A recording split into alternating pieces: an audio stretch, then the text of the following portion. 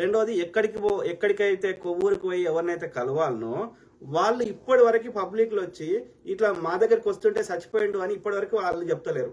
అక్కడ కొవ్వూరు చెందినటువంటి ఎక్కడైతే అనేది మీటింగ్ ఉందో వాళ్ళు చెప్తలేరు. ఎందుకు చెప్తలేరు అంటే వాళ్ళ హస్తం కూడా డెఫినెట్లీ ఉండి ఉంటుంది.